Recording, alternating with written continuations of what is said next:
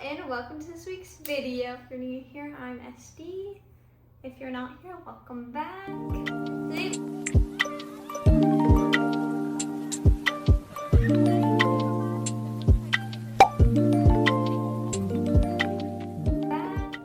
Today, we're going to do a reading recap just real fast, okay? This is just going to be my May reading recap. In May, I read 6 books. Let's get into them. So the first book I read was Mistress of Lies by K.M. Enright. I rated this 3 out of 5 stars. God, I feel like I read this ages ago. Holy cow. I feel like I read this so long ago. I guess it was like the first book I read last month. But this we follow Shen LeClaire as she kind of works her way back into society as a blood worker. Her father was a disgraced blood worker, and he kind of had the family fall out of grace with the king, who's basically a vampire, an immortal vampire. So Shen is trying to work her way back into society by becoming an excellent blood worker and through a network of spies. She also found Samuel Hutchinson, who... Hey, this is Editing SD. I feel like I gave too much away in that last clip, so I'm just gonna pull it out, LOL. What is important about Samuel and his relation to the book is that he's of interest to Shen LeClaire, the blood workers, and the king because his blood has something in it that they haven't seen before. Now back to the regularly scheduled video. She's kind of using him in the network to also gain favor with the king, which she's doing. And we also have Isaac, who also is a royal blood worker. He is the royal blood worker. He's like the second man to the king. And all 3 of them get tasked together to solve these murders that keep happening. So overall, I thought the book was alright. It's very inclusive. We have queer characters, we have trans characters. So I really love the inclusivity that this book brings. There also is a lot of political intrigue, and I feel like my main issue with this book was that the back and the blurb tend to focus on the murder mystery being the central plot for this book. However, in my opinion, the murders that kept happening kind of fell to the wayside. Like, the main focus of this book ended up, in my opinion, being the political intrigue. It ended up being Sean and Sam and Isaac and the different political moves that they were making. In my opinion, the blurb wasn't very accurate to what was happening. Because yes, the murders were a very important part of the book. However, they didn't actually really do anything to solve them. They kind of just resolved on their own in the end. There wasn't any, very much searching or depth. There was like one person of interest that was resolved pretty fast. So I feel like it didn't really work up to what it said on the back. Like my biggest gripe with it. Otherwise, I don't know, if you really want a book with political intrigue, this book has a ton of it. Like I said, it ended up being the main focus of the book. Of like Shen moving to try to get herself into positions of powers, of her kind of using Samuel and his feelings, because Samuel, his big issue that he's having is he was of the working class, but once he ended up being obviously moved into the higher class, so he was really struggling with the stark differences in the class discrepancies, and was kind of trying to deal with that inside as a person, and how he can affect change if he can, if there's anything to do. So there's a lot in this book, and I don't think it was done poorly. I just don't think it promised what it, did what it promised on the back. So that's my biggest gripe with it. However, I would not recommend this. I would recommend if you do want a politically charged book, then this is what I would say would be my recommendation. If you want a murder mystery, I would not recommend this. It did not do any of that. The next book was The Martian, which was my book club book by Andy Weir. I rated this 5 out of 5 stars. I really enjoyed Andy Weir. I've also read Project Hail Mary. That's not on the shelf behind me. I don't know what shelf it's on. But I read Project Hail Mary. I really enjoyed that. The Martian, I also enjoyed this. And my book club book, we read it. In this book, we follow Mark Watney as he gets abandoned on Mars. Not necessarily on purpose. He accidentally gets abandoned. He then has to survive on his own for the next 4 years. 4 years is what they were thinking. And so basically he has to survive on his own on Mars, which is a very challenging task. But he does it pretty well, actually. Only a few minor blow-ups. But I thought this book was comical. Mark Watney was the best person to be left on Mars in the whole crew. And there were quite a few humorous points in with the seriousness of this book. I will say we watched the movie for my book club, and the movie was far more serious than the book felt like it was to me. The book had so many one-liners, so many funny bits. Like Mark Watney is just kind of giggling the whole time. Like, yeah, he has his mental breakdowns. Yeah, he has his struggles. But there's always a one-liner to come back from. I follow Mark Watney as he's trying to survive. The whole planet thinks he's dead at first, and then oh shit, he's not dead. So then everyone rallies, and it's It's heartwarming, and once again, the start of Project Hail Mary, it's like seeing all the different people come together to work. Kind of like fun to see. Everyone was rooting for Mark Watney to come home. So I don't know, I enjoyed it. I thought it was a good read. I would recommend it. It's a good sci-fi book, funny, and it does talk very sciencey, so if you're not very into reading a lot about like scientific terms, I wouldn't recommend it, but overall I do recommend. Next is Games Gods Play, and I was right. Okay, I didn't hate it as much as I thought I would, but I did rate it 2 out of 5 stars. Like I said, I don't think I'll be reading the next book of the series. The thing about Red Tower books, I'm gonna umbrella them all. Red Tower books, they're just not that well written. And I'm also very tired of the trope of like, you know, eternal god, 20-year-old, 18-year-old girl, 20-year-old girl, right? And she's sassy, and she's, you know, doesn't understand why she's special, and somehow ends up being special, and blah, blah, blah, blah, blah. And I'm just like tired of reading books like that. I'm tired of reading romantasy, if I'm being honest. That's just like snarky girl, he's in love, blah, blah, blah, blah, blah, blah, blah. And that's what this felt like to me. In this book, we follow someone.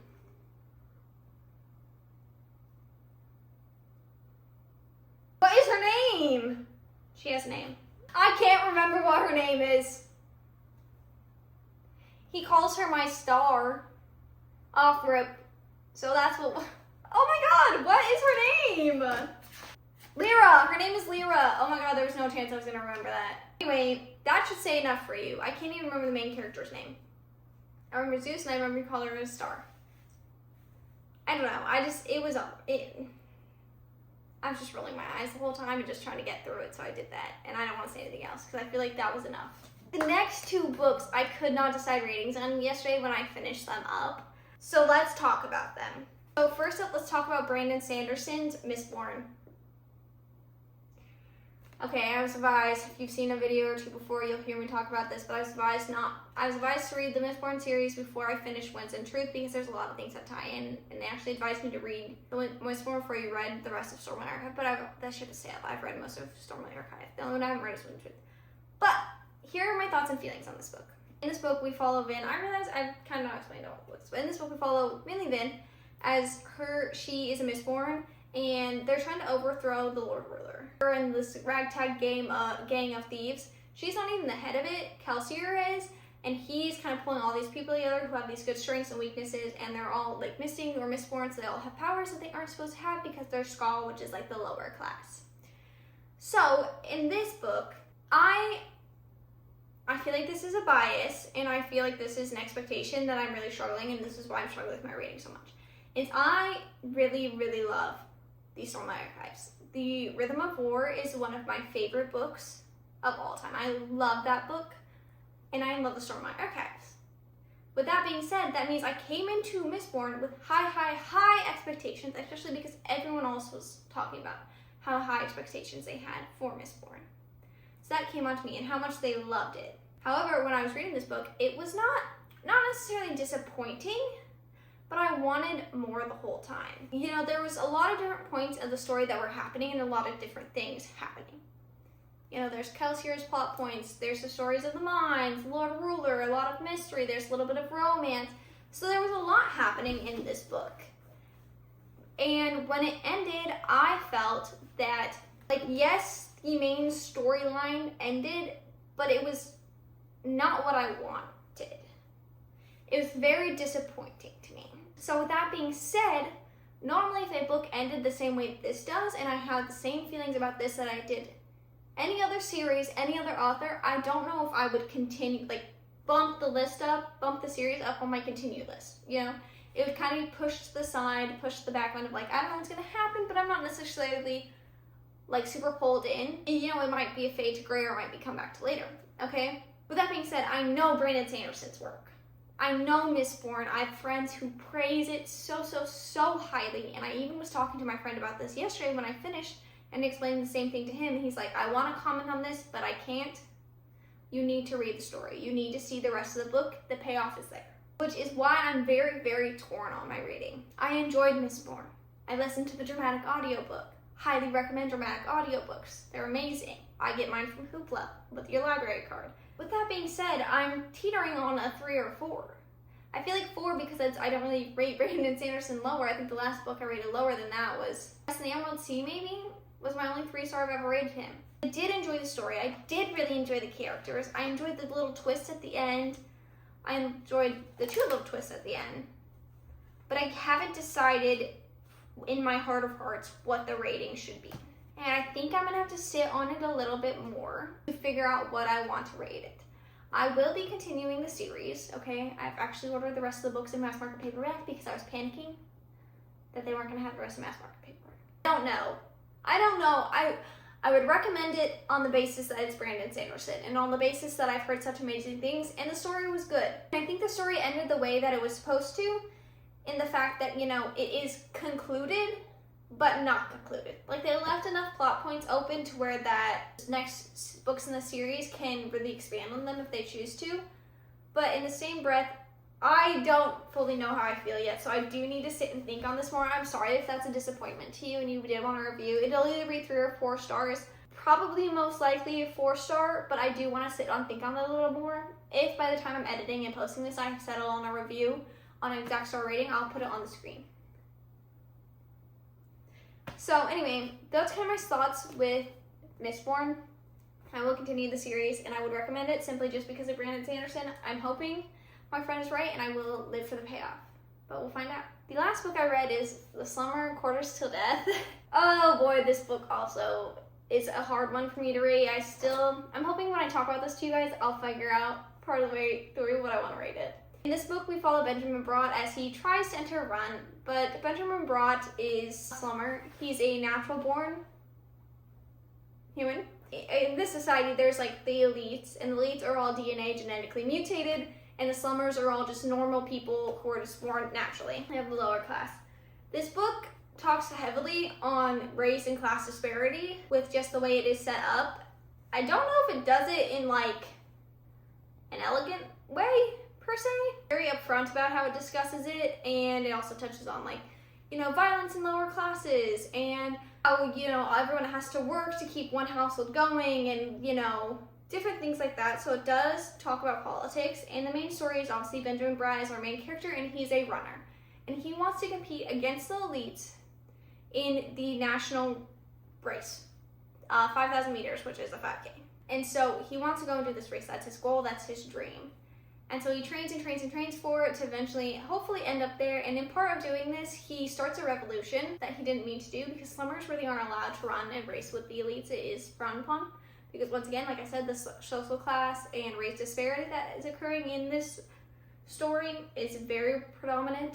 I don't know, I got very torn because it is very motivational. I'll give it that, okay? If you want a motivational book to make you want to run, this has all the key motivations in it of like a runner's mindset of like, okay, keep going, just keep pushing, like it's you versus the track, it's you versus you, right? So it does have that, and the motivation, I'll be honest, it gets to me. Because I have the same mindset. I was a runner for a little bit, not anymore because it makes me sick, but you know, as an athlete, this is something that you have to have in your mind. And even just in like everyday life, it's like you against you, right? You're racing against yourself to do better than you were be better than you were yesterday, right? That aspect, I really enjoyed it. You know, it really did motivate you, make you feel like you could do it, you could run, you could compete. But in the same breath, it wasn't necessarily written poorly, but it wasn't written that well. And the story, spider spotted, baby one. I'll grab it in a second. But I'll grab it right now before it gets out of my sight. 1 second. I put my cup on her, I'll let her out in a second. I think one of the house spiders that lives outside had its babies because I've gotten like 4. I've seen like 4 baby spiders in the last 2 days, which is like fine. I just put them in a little cup and I just put them back out on my porch and just let them live out there. I don't want to kill them, they're just spiders. Anyway, back to the book. Yeah, I don't know. And then the ending was like, I guess, realistic, but also disappointing. He couldn't have ended better for a man who fought the whole book, and that's how you ended it. I don't think it was good. I don't think it was bad. I'm very indifferent on it. I think I'll rate it 3 out of 5 stars. But this is also one of the ones I gotta think on because, like, I don't know. No, I think 3. I think 3 out of 5 star fits for this book. It wasn't good. It wasn't bad. If you're a runner and you want some motivation, you might enjoy this. But if you're just gonna pick up a book to read for funsies, I don't think I'd recommend this. I think I'd only recommend this if you are a runner. As a runner, I did enjoy parts of it. As a reader, I did not enjoy other parts. So I'm kind of torn, which is why I'm gonna give it a 3, which is 3 is like the neutral for me. But I didn't hate it. So 3 out of 5 stars. So yeah, that's just my kind of reading wrap for this month. The month of May. Let me know if you agree or disagree with me on any of my hot takes, if there are any hot takes. This might be a hot take. Let me know, and if you're a misformed believer, follower, let me know if I need to trust the process, because that's what my friend said, and I trust him-ish. I'll continue to trust the process. So, thanks for watching, and I'll see you in the next one. Bye!